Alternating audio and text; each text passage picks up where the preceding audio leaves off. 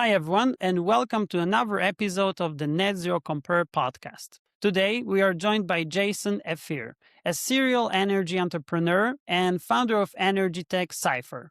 Jason is based in Houston and works closely with founders, investors, and operators across the energy transition ecosystem, focusing on identifying and supporting technologies that can actually scale in the real world.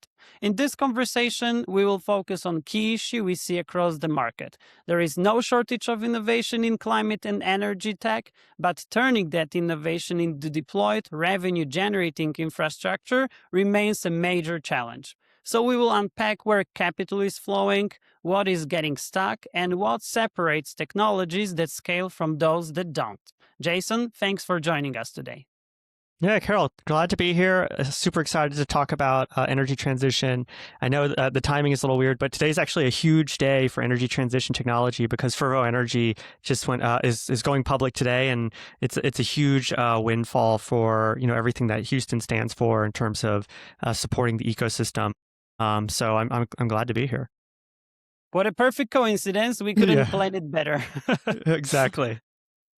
So to start off, maybe let's touch on a little bit on your background and positioning. You've been active across different parts of the energy climate ecosystem, from community building to investing and now building Energytech Cypher. So if you could tell us, how would you describe your current role and where do you focus your time today? Yeah, so I'm at Energytech Cypher. I've been building energy communities for a long time, just like you said, and really had the opportunity to help start an ecosystem called Greentown Labs in Boston, Massachusetts. Had the opportunity to bring it here to Houston and really jumpstart an ecosystem around the energy transition. And learned a lot about that. I'm sure we'll talk about that later today. But one of the things that became very clear in that journey was that there's a lot of fragmented ecosystems all across the US, all across North America, all across Europe, who all are really interested in facilitating the energy transition, bringing us to that next type of energy that is abundant and everywhere. And all these communities are regional. Innovation is really a relationship-driven industry. And unfortunately, sometimes it's a challenge when you only have a limited set of people you can meet. So at Energytech Cypher, we're really about bringing people together, helping people make authentic connections, getting access to critical resources. But importantly, we're using the new world of data systems, language model processing, things like that, to help us make those connections more meaningful. And we're really trying to stretch that gap across all the communities and really make it easier and faster and really reduce those barriers to connectivity. So that's what we do in a nutshell. That's a very helpful starting point. And to me, it sounds like you're operating at the intersection of founders, capital, and deployment, which is exactly where a lot of friction tends to happen. Yep. It's a hard problem to solve. So that's what we're hoping to address for sure. So maybe Yeah. let's also start with what Energytech Cypher actually does. Because for someone hearing about Energytech Cypher for the first time, what problem are you trying to solve and how does your platform or approach work in practice? Yeah, like in practice, I think the challenge always with hard tech and energy tech is it's expensive to get involved with it, right? When you build a new power plant, it can take 5 to 10 years to do so. When you build even a data center today, you need to have your power plan for 10 to 20 years. And so the nature of this is energy systems are very risk averse. Like it has to work, it has to be low cost, it has to be sustainable. And as a result, there's a lot of friction in finding, the right technology. Or said another way, there might be a right technology out there, but because there's so many options, people spend a lot of time just trying to figure out what's the right generation system I need for my power grid or my data center. And not only do they have to balance, what's perfect for them, they also have to balance what's available. And just an anecdote today, I think the go-to solution people want to power data centers with are gas turbines. There's 2 gas turbine manufacturers. It's General Electric and it's Siemens. And they're sold out. They're sold out beyond 2030. And if you can't get your best solution, then the question is, what's next? What's the next best option? And I think there's always this push and pull between what can I get my hands on today? Can I go to Caterpillar, the local diesel generator and get that? But really, they should buyers should be looking at the plethora of things that are out there. And the reason they don't is because there's just too many things. There's honestly, there's probably 100,000 solutions out there that they have to look for, and it can be daunting, especially when you have a very thin set of things you're looking for. And what does this look like? It's a data problem. It's kind of like what Google search does. But when you talk about very technical solutions and you talk about the varied needs of various constituents, a Google search doesn't do it. And this is where we come in. Have a data platform. We track companies across over 100 sources. We track their technologies, and then we use modern search tools to elucidate basically what technologies or profile of technologies best fit a use case.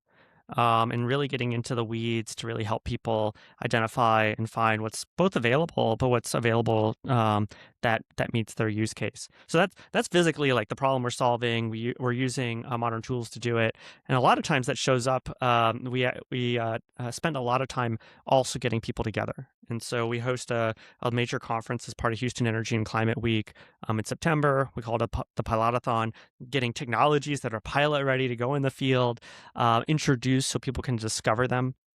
And then we do a spring event around Sierra Week as well. And so what I'm getting at is there's the components of like the search and discovery, but the reality is we're still always trying to get people together face to face. And luckily, being in Houston, Texas, the self-anointed energy capital of the world, we get a lot of people coming through. And we get the opportunity to meet a lot of great founders and innovators and connect them with all the energy folks who are in Houston. And that's where we take the things that do scale, the data, and then start to add services that don't scale, where if we need to make a manual intro or bring two parties together, those are things we do here, and that's really where you create outsized value. So we really try to help people discover and then bridge that connection. That makes sense. And as you said, there are so many different options available. There are so many platforms and networks in the space, but not all of them actually move deals or projects forward. So it's also useful to clarify how this translates into real outcomes.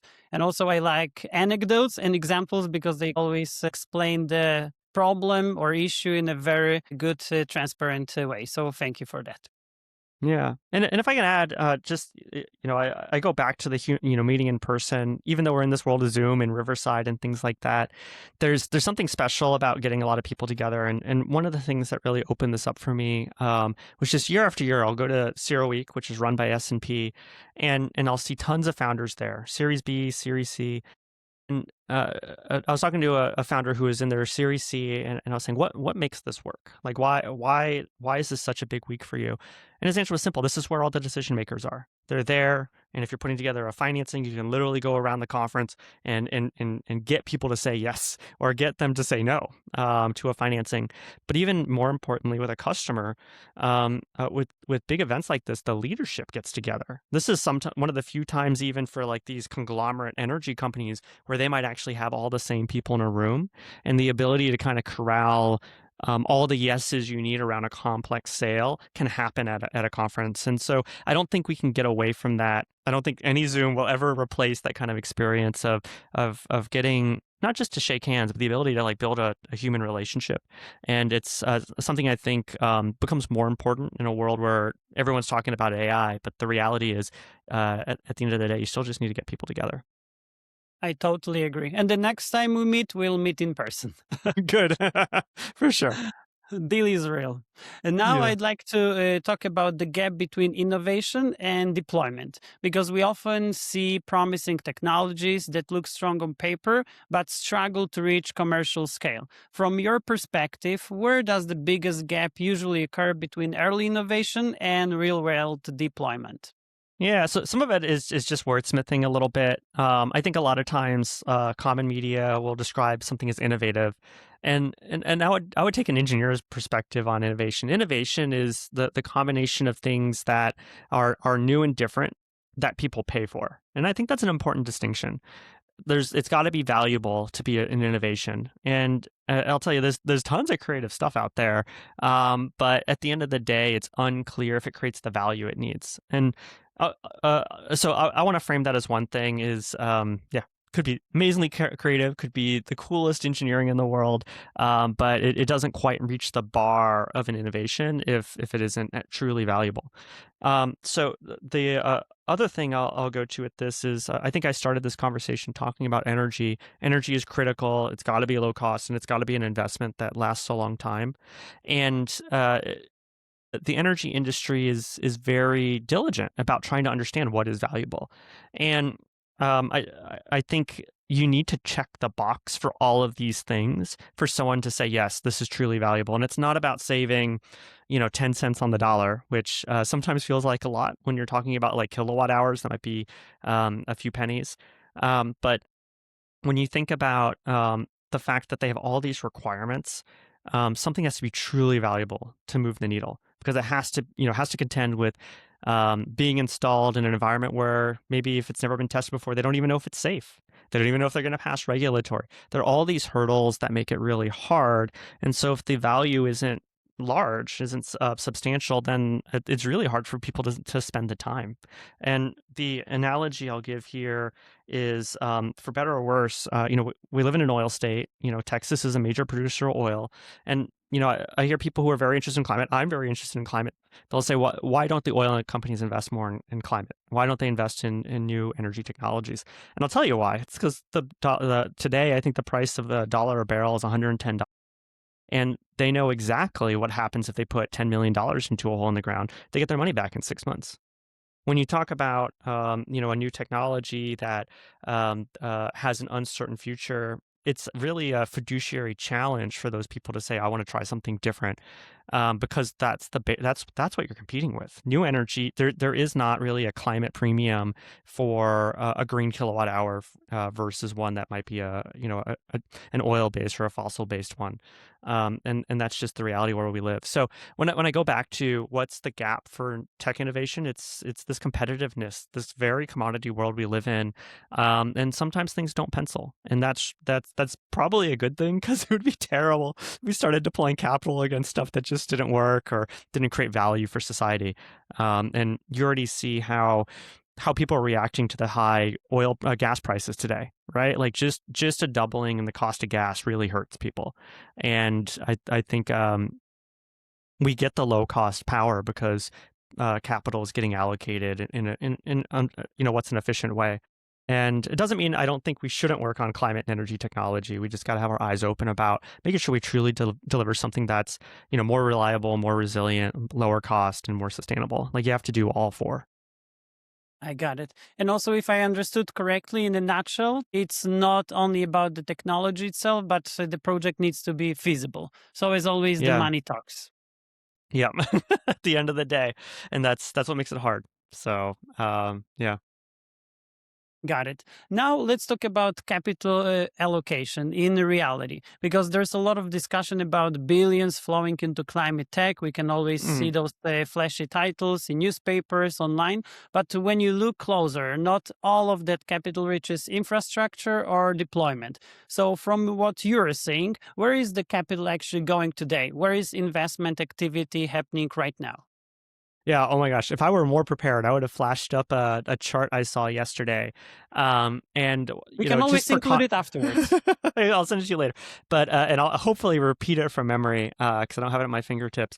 But just to set context here, because I think it's important, and this is what happens in energy and climate generally. We're in the middle of May. We're a little over, I don't know, 45 days from the conflict in the Middle East, and the price of oil is whatever it is, $110, $120 a barrel. And I think I just saw Q1 data come out for infrastructure investment and climate tech investment on Monday. And this was a survey that was done by one of the major banks. Like, infrastructure investment, which is like how you get the big solar projects financed, how you get nuclear finance, how you get a power plant built, it was down like something like 70 or 80% Q4 of last year to Q1 of this year. And I think I saw venture investment in climate was down like 20 or 30%. And to be fair, most capital goes into infrastructure, but the venture dollars, are still that first capital in. And the question is why? And the answer is because of current events. And when you think about the capital cycles, like term sheets usually get issued before Thanksgiving, and then you get term sheets issued again, really at the end of January as people come out of Thanksgiving. And I'm sure in the middle of due diligence, as people were looking at financings, the world changed, and everyone said, "We're going to wait. We're going to go see." How things evolve, and that's why we didn't necessarily see all the closings we would have expected. And when people are uncertain about supply chains, if they're uncertain about like what the current economy looks like, that capital gets really restricted. And what's funny is I think it feels like a whipsaw, because coming out of fourth quarter, there were a ton of venture deals that I'd heard had been like pregnant, so to speak, from like to the second quarter of 2025, and then like all of a sudden they all just kind of happened and cascaded in the fourth quarter, because I think a lot of the instability around tariffs had stabilized, and therefore people were ready to do deals again. And then we got thrown another And the curveball conflict. here, and it's a new conflict. And so I think correctly, capital managers are sitting back and saying, we don't know what this means yet, right? And so to answer your question, I don't actually have a good answer other than it's not here. And so I think that's something to keep in mind. Now, in terms of the trends we were seeing previously, hydrogen was something that was really hot 2 years ago, and I think we've seen a lot of hydrogen companies pivot or change the monetization strategy to get more involved in sustainable alternative fuels, sustainable aviation fuel. That was a big change, and we're definitely still seeing the off-takers, meaning airline companies, still purchase in that space. And then we also saw obviously a lot of interest in geothermal, and we're seeing a lot of interest in fusion and nuclear, which is interesting.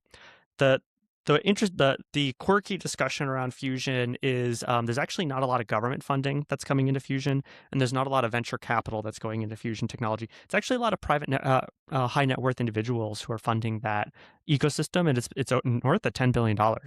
So there's some things that I think are really driving that, and it's the understanding that power demand on the grid is not what it was in the last 10 years. In the last 10 years, it was growing like 1.5%, 2%, and people are predicting 4% growth, 8% growth every year.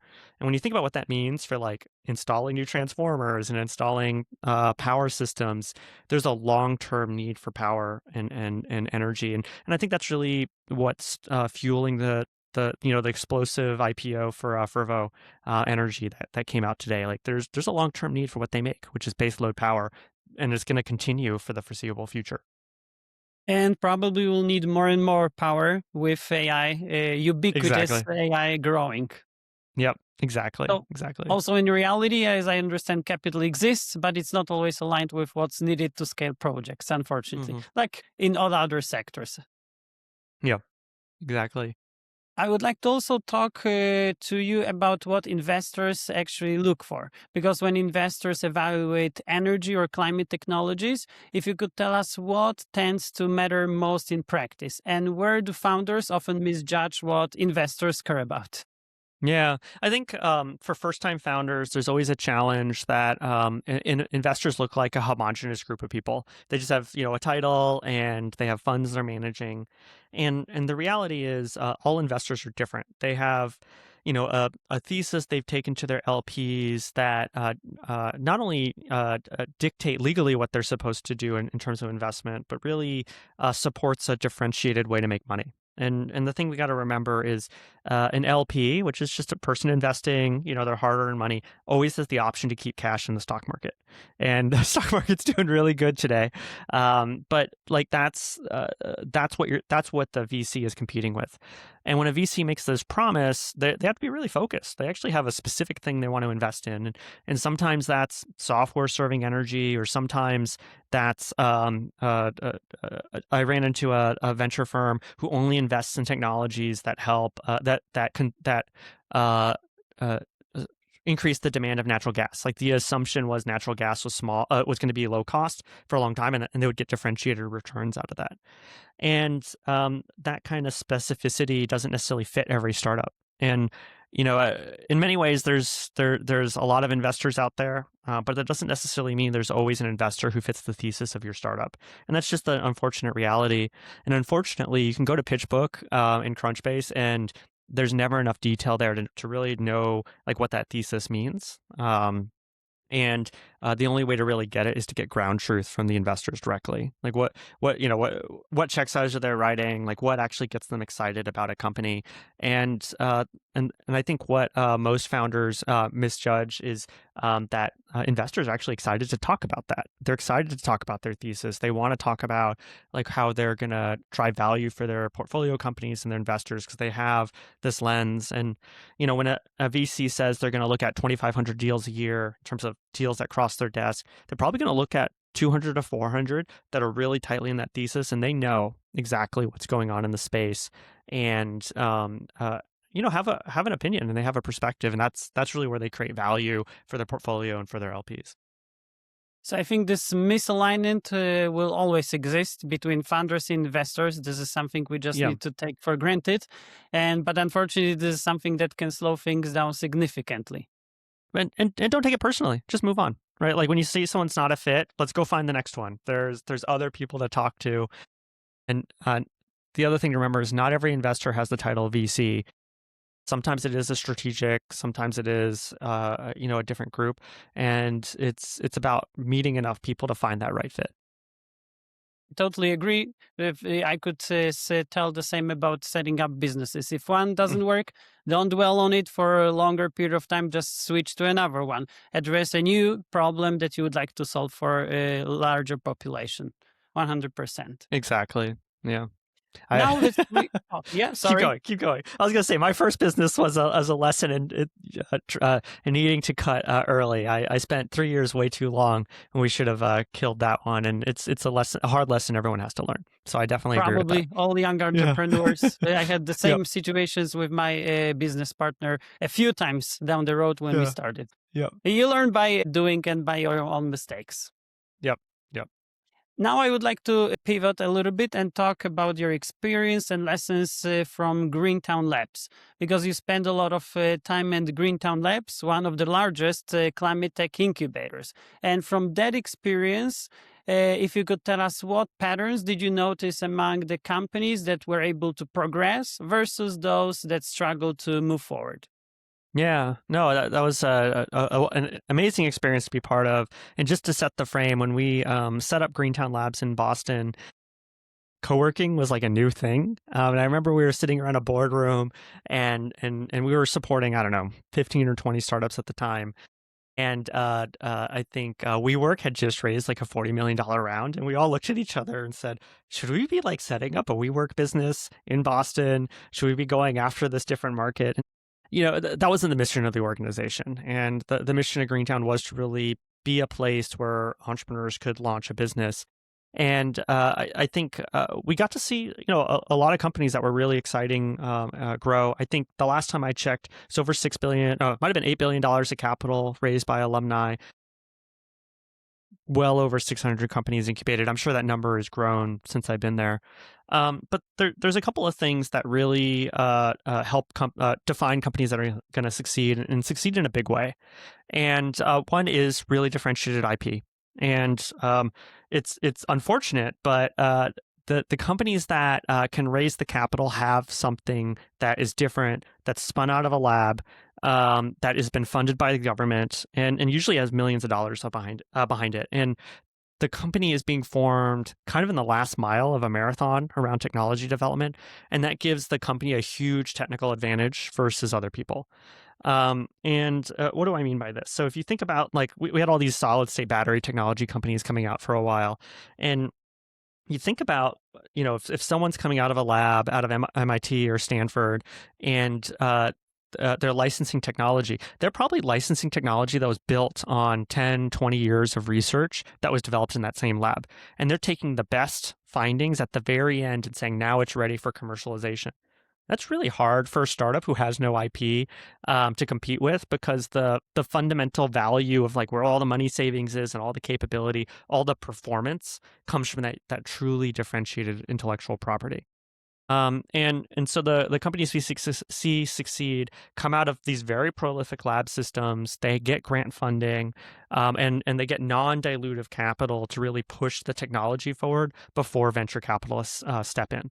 And there's tons of programs. There's SBIR, NSF, and DOE are fantastic programs. I think I just saw a missive that DOE will fund up to $30 million for a company, non-dilutive capital, if it's disruptive, if it supports energy abundance in the US. That's huge, right? Who can compete with that? Venture capitalists should not compete with that, right? VC should be coming in at the stage where you're really setting up the sales machine and the commercial engine. So those are the ones who succeed, number one. And then the number two thing I think is really hard to understand or put metrics around. But the founders who raise money really insert themselves in the story very well, and it's kind of disappointing almost that diligence at the VC, like Series C to VC stage, is more about the founders, more about the team than it is any fundamentals, like any business model. And that happens because the business model changes. That happens because you're going to go out to the market and realize the buyers are different, or the way you monetize is different. And what that implies for an early stage founder is they have to be a good storyteller. They have to get out there and explain why they're the person doing it. And I've definitely seen amazing technology that is just mind blowing, but the leadership team couldn't explain why they were excited about it, or they couldn't explain why they were the ones who were in a unique position to be the only ones to come up with this or to carry it forward. And if you don't have IP and then that kind of excitement, it's really just hard to get other people to come along with you, and be that employees, strategic partners, or investors. You need this kind of magnetism, which is, I think we all know it when we see it. It's so hard to qualify. Like, there's no score of like, he's 100%, charismatic. That just doesn't, I couldn't tell you how to measure that. The good news is you can practice it, get better. And so part of that is just pitching and getting used to being excited about what you do. Thank you very much for those insights. I wanted also to ask this question because you've got that kind of row view into early stage companies, and I think it usually reveals patterns that aren't obvious from the outside.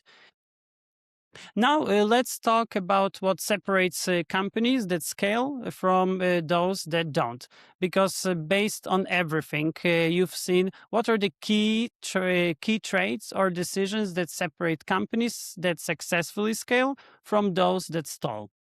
Yeah, I think so. Let's premise this and say this is for companies who've probably already raised a $5 or $10 million Series A. They already got like some financial momentum, and they're starting to prove out a business model.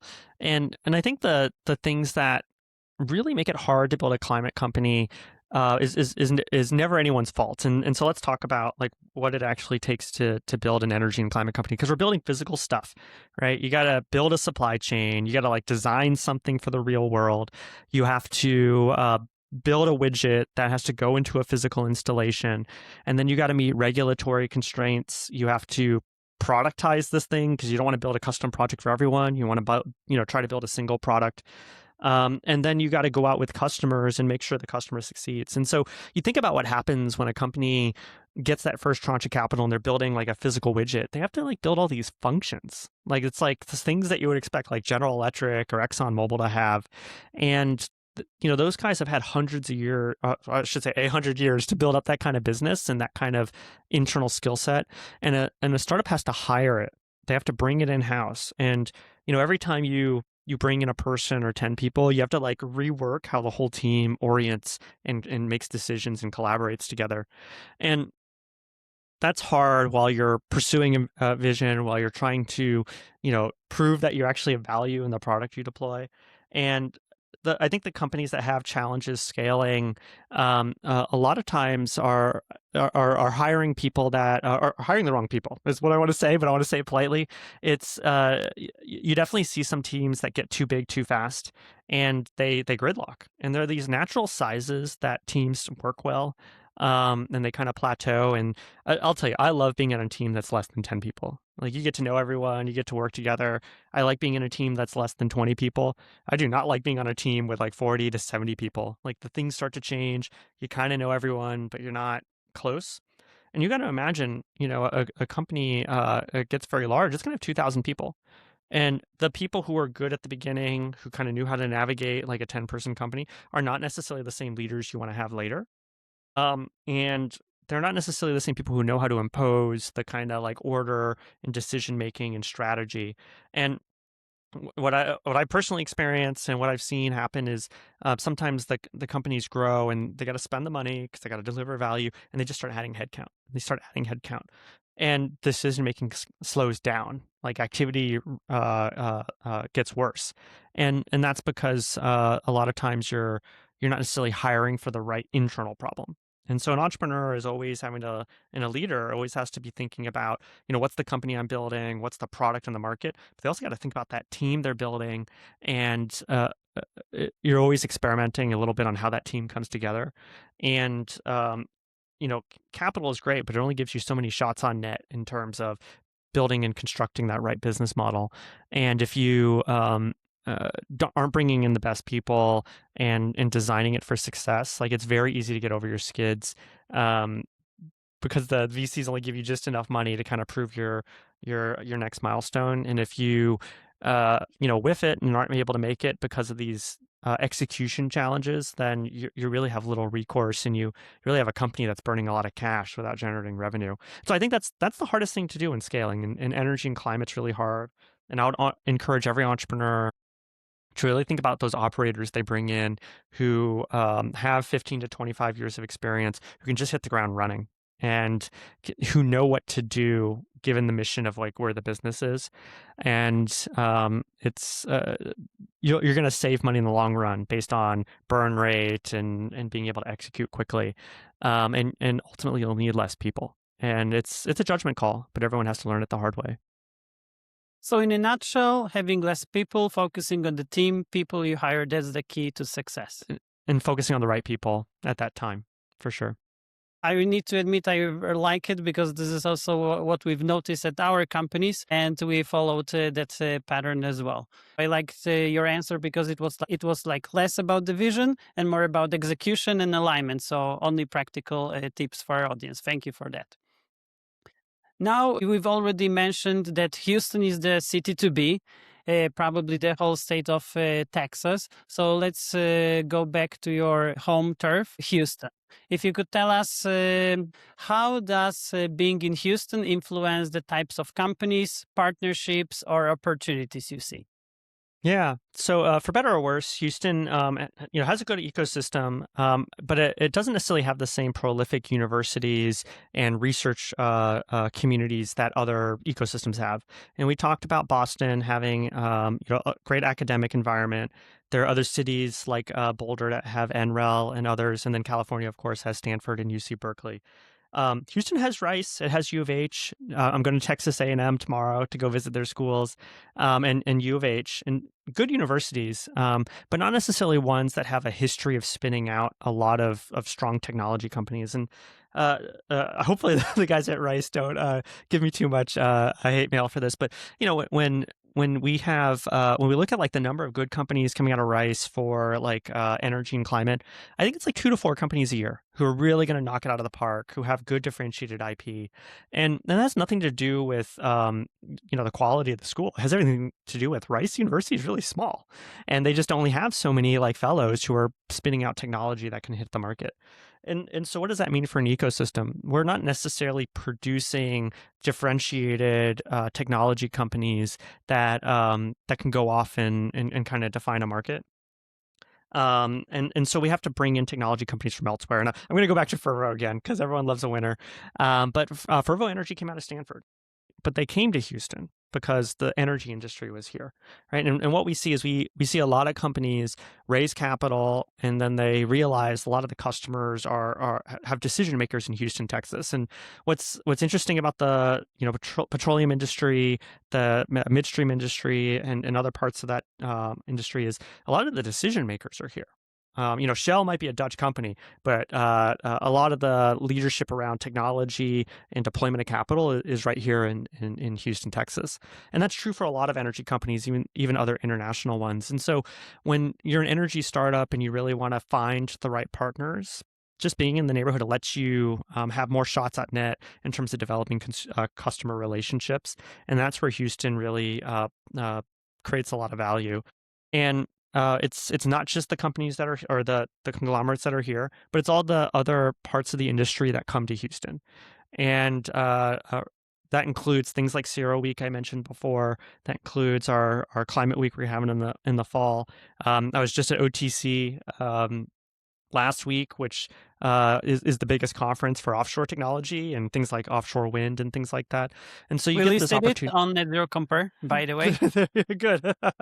So it's one of those things where you want to be where your audience is, and so setting up an operation here is great. And then on top of the commercial, you have a lot of talent that's done complex projects. And so you think about what people had to do in the offshore industry or in the shale industry. It's, managing a lot of complex manufacturing that meets regulatory, that does it safely, and allows you to do it at volume. And that talent is here for the picking. And, for better or worse, the industry downsized a little bit last year. They were projecting low value of oil and gas, and that meant there was a lot of people, a lot of talent who know how to build things, come out and deploy it. And as a funny anecdote, when I run into entrepreneurs here in Houston, they'll build financial models, and they'll build a financial model, and they'll say, "This is my P90 model." And like anyone else outside of this industry will go, "What does that even mean? Is that like an ab workout? Like I have no idea what this is." And a P90 model is one where they look at this and say, "I'm 90% confident we're going to hit this because I've done the analysis of all the other types of modeling, and it's gonna we're gonna hit it within 5 or 10%." And I'll tell you that that's very much an engineering mindset that comes out of the oil industry. Like they really want to control risk. They have a risk register. They want to get stuff built, and they want to get it on time and on budget. And I think if you took this kind of budget to a Silicon Valley investor, they would look at it and go, why are you doing so much work? Like, let's go find the P10 model. Let's find the model that lets us put the least amount of capital in to see if we can even get this thing done." And it's just a very different mindset. But that's the kind of mindset you want when you've raised a Series B, when you're really deploying projects with customers who want to know you're going to be there, and you've kind of taken care of all the risks, and you're going to guarantee success. And I'll go back to that earlier statement. Energy is one where you have to have power, and it has to be reliable. And otherwise, people get really upset. And you want to have that kind of team who can deliver and give customers that kind of confidence. I really liked your comparison, Silicon Valley versus Houston. And I think that Houston's approach is more similar to the approach in EU, European Union. Exactly. More cautious and more elaborate. Yeah. And also it's, in my view, it's an interesting location, Houston, because it connects traditional energy with newer transition technologies, like, for example, your company. Yeah, for sure. Yeah. And looking ahead, where do you see the biggest opportunities or bottlenecks over the next, let's say, few years, 5, 10 years, so maybe not a few, Yeah. let's say 5, 10 years, when it comes to scaling energy transition technologies?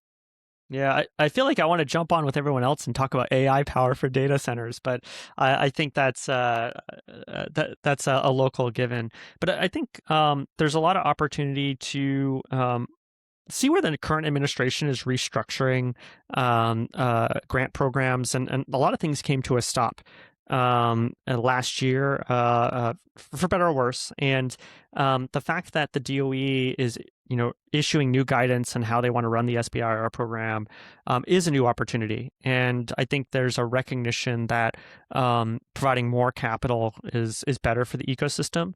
And for a long time, I think technology companies couldn't get funded because, as I mentioned before, you needed like a certain amount of money to get the IP out there, and VC wasn't a big fit. And so we've talked a lot about different funding mechanisms to ensure companies get built. And in many ways, the rebuilding of the funding mechanisms presents an opportunity to do it again right. I hope the right people are there. I know Chris Wright's like working on this stuff and looking at it, and you got to have optimism that they develop something new that really delivers, that is needed. And it is a bottleneck at the same time because for a year we didn't have a program, right? There was just grants that were kind of sitting on the sidelines where people weren't even getting phone calls back, and it was terrible. So the that mix of public dollars to mix with private dollars is essential. And I think for better, an unfortunate side effect of how the prior administration approached this is it really eroded kind of the trust in public-private partnership. Because we had a lot of dollars come into infrastructure projects that had the commitment of U.S. public dollars to support them. So I'm talking about support from organizations like OSED and underwriting of these projects, and those were pulled. It's like having the rug pulled out from under you, and I think that's going to be a challenge of trust because I could see a large asset manager saying, I'm not going to take this risk again. I'm not going to put money up if I don't know the counterparties are reliable. So, when we're talking about big capital, I see, the two sides of this where maybe we need a structural change, but, we've damaged trust in the U.S. ecosystem. And fortunately, I don't have to be the one to design any of that. That's other people's jobs. And I'm sure they're going to work on that over the next 5 to 10 years. So that's a funding question. I think in terms of other opportunities, behind the grid, one of the fundamental challenges with our grid growth with transmission is one where if you think about the way the traditional power grid was built, it was built with centralized generation and then like homes and small factories consuming power. And that's an old grid paradigm, right? You kind of had power going one way. And one of the weird challenges we have today is you can generate power anywhere. My house generates power. It puts power on the grid. And you have a lot of these nodes now where you have data centers where they're sucking up huge amounts of power, and maybe the power is coming in from different places. It's no longer one central power source. They might have their own power plants on site. And so the grid fundamentally needs to change the way it's built. And I think we like to think about it as literally a grid of like power lines crossing each other. And that's not really how it works, right? It's a sophisticated system that has to like send power here or suck power there. And they have a lot of ways to do it, but it's not designed for that. And so I think everyone's looking at this and looking at grid upgrades and saying it's bloody expensive. Like there's no way we can do it on our current rate case, and the funding mechanisms don't allow for it. And so what we're seeing is the queue for permits for a lot of these power data centers and other projects slow down because the operator of the grid has a fiduciary responsibility to maintain power to all the constituents in that grid.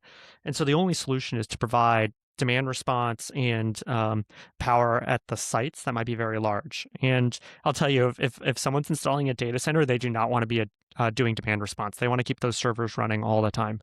And so that really leaves finding those creative solutions that allow for the dispatch of power behind the meter. And we're talking about huge amounts of power. I was over at the National Lab of the Rockies, and they're showing us power racks, like a cabinet of servers where they're going to be running 4 megawatts of power through it. 4 megawatts. It's ridiculous, right? And you imagine a warehouse full of these, like the power demand on site is going to be huge, and they're going to have to generate that behind the meter if they can't necessarily get a hookup to the grid, and it's probably unreasonable to assume the grid could keep up anyways. So that's where the big opportunities are. And I said I wasn't going to lean into AI, but here we are. It's just too much of a big driver in terms of how we think about things. And where's this lab you've just mentioned located exactly? Yeah. So the National Lab of the Rockies, I hope I get this right. It's in Golden, Colorado, I think. It's right near Denver. Yeah, it used to be called NREL, National Renewable Energy Laboratory, and they rebranded at the beginning of the year. And they do a lot of kind of grid testing, and they'll do life cycle analysis. They have a whole bay where they'll test like distributed loads, and they were doing some testing when we were there on how you have like a EV charger charge up a vehicle and discharge it into some test cells. And so they do a lot of this kind of practical applied kind of, it's a place you bring technologies before you want to put them on a power grid and really qualify them for performance and meeting regulatory standards. So amazing facility. Yeah. Also, all in all, I would say that's a very good and pretty positive forward-looking view, especially for companies trying to position themselves today. Because as you said, there's so many different opportunities, so many different parts and angles where we can see improvement in the technology and the grid. And before we wrap up, is there anything important that we didn't cover that you think deserves more attention in the space? Yeah, I'm totally going to do a shameless sales pitch. So we have a big climate and energy week That's September, I think, 14th this year. It's just before New York Climate Week. So if you're choosing to go on the road, stop by Houston. We're doing our event called the Pilotathon on Tuesday, and there's a whole week of activity. We're doing something. Rice does something called the Energytech Venture Forum, which is a fantastic place to meet investors and entrepreneurs. Greentown Labs is doing their Climate Tech Summit. I think Halliburton Labs does their startup showcase. The whole city becomes activated around energy and climate. And when I talk about getting people together, like part of the reason we set up a Climate Week after seeing the success in San Francisco and New York was about giving people a reason to make a trip to Houston. And if you're only going to make one trip, that's the week to come because everyone's going to be there. And so what we hope is it becomes this week and an event where deals get done. And that's really the goal. It's a great initiative, and we'll make sure that we'll add a link to this event so everyone can check it and maybe enroll if they're somewhere nearby. Yeah, that'll be great. Thank you. Jason, thanks again for taking the time to share your perspective today. Yeah, it's been great. I appreciate it. Thank you. My pleasure. This was a very practical discussion on what it actually takes to move from innovation to deployment in the energy transition. And to everyone listening, if you'd like to explore more conversations like this, you can visit netzerocompare.com, where we cover technologies, companies, and real-world insights across sustainability and energy. And we also publish a weekly newsletter covering the most relevant developments from the past week across sustainability and climate tech. You can subscribe for free, and more information is available on netzerocompare.com. Thanks for tuning in, and we'll see you in the next episode.